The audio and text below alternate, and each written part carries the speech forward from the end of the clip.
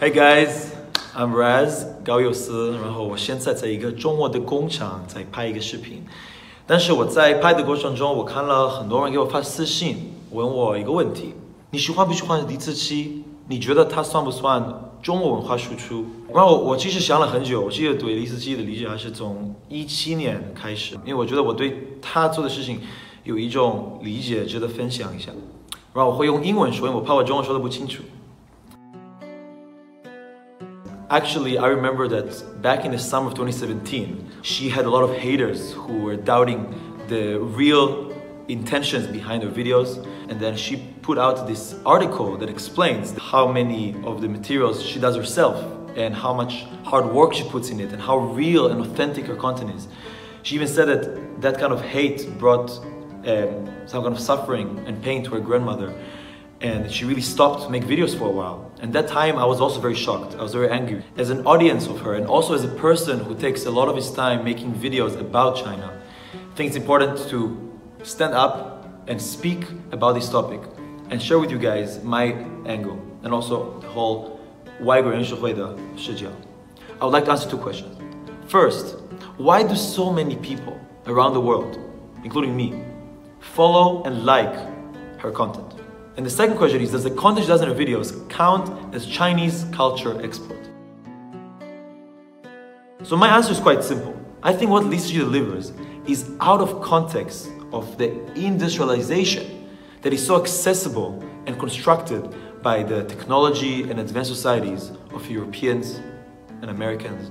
In the last 3 years, when I really put all of my life with my team to try to learn about what kind of content we can talk and explore about China. And I watched thousands of videos. We have analyzed, watched hours and hours of videos about China. A lot of them just talk about the epic fast bullet trains, 5G, Chinese tech, Chinese developed cities, all these like, you know, Waimai, Kuaidi, and it's like incredibly developed China. And a lot of these videos are very interesting. They're very alluring. And in some ways, we did a lot of these videos too. All these videos that relate to technology and innovation, developed China, they are not as popular as others. Because once you try to show them that China is already developed, China has this, for a lot of the audience, they're like, yeah, I mean, we also have that, or, well, it's kind of cool, but it's kind of in their world. So that kind of viral impact or that new understanding of China lacks a bit of touch. Majority of reasons because the Western, they have already have 300 years of the Industrial Revolution. They have already lived under this world for many years and it's been part of their lifestyle. So when they see that China is like that, it's not really a big surprise. And for this reason, a lot of the things that actually make people understand and appreciate a culture are beyond these more like materialistic ways to explain a nation or a culture. Exactly the same thing is happening in my country. A lot of people think of Israel as a place where there's innovation, a lot of smart people, Jewish people, and sometimes people say a lot of war. But actually, a lot of people from America, from England, Russia, even China, when they come to Israel, the one thing that makes them most impressed is not all this incredible innovation, technology, and the lifestyle of Israelis. It's actually when they go to the kibbutz, when they go to our most simple way of living. It's communities where everyone shares everything. Nobody owns anything. Everyone lives in a simple sharing lifestyle in these small communities, in these beautiful areas in Israel, and everyone is so happy. And this is what leaves the biggest impact for people traveling to Israel for. The main reason I think李子柒is very popular is because the world that she lives in, the world that she shows, is completely different than a lot of her audience's world. The more industrial, service-based economies, living in big cities, big industrial cities. And their family is used to a certain lifestyle that is, in many ways, high pressure, high expectation, and not many ways out. So when we watch these kind of videos, it's kind of that space in our heart that tells us, wow, it's this way of living that we really are made for.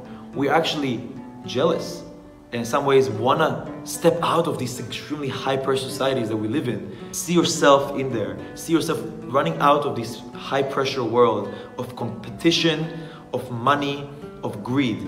I think many people that don't have any clue about what China is about, when they see for the first time a video like李子柒, pre-modern or anti-industrial way of expressing a culture actually really touches what these people are really about.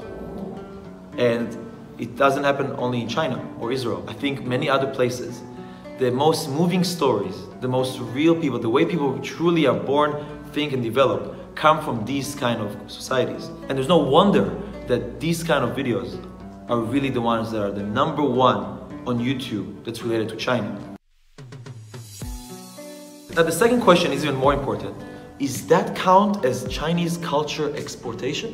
There's a lot of haters who say that what she does caters stereotypes about China.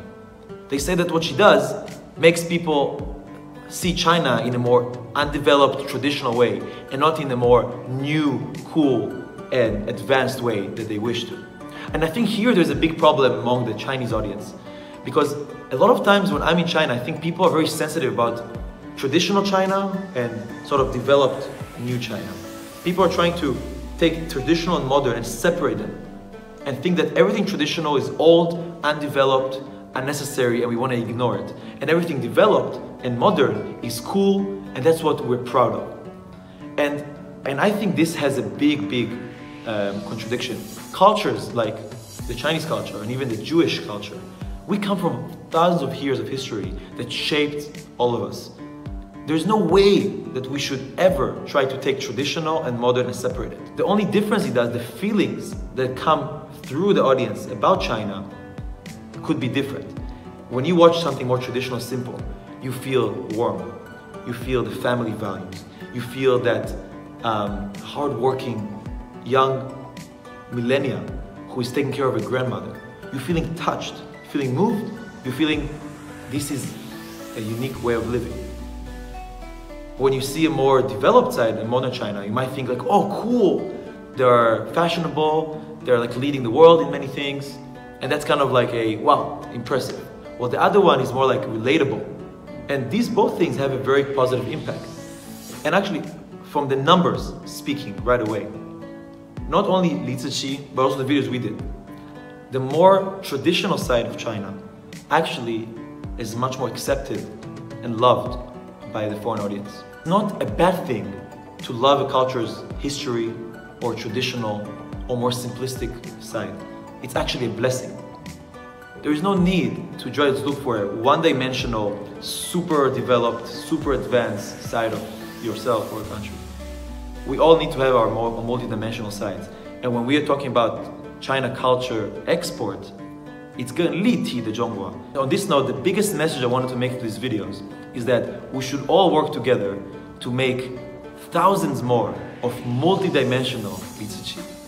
We live in such a complicated world that's full of misunderstandings and stereotypes that take a step back and hey, this is definitely a way to show China to the world. And I think because we do it for so many years and I follow her for so many years, I wanted to come up and speak. I thought it was my duty to come up and say something about it. And I hope you guys also have a good takeaway from this video. Please repost this video to make more people see and support her, but also support a multi-dimensional culture export of China. So thank you so much. And I'm gonna go back to my factory and show a more industrial side of China, which is another dimension. Bye-bye. Thank you.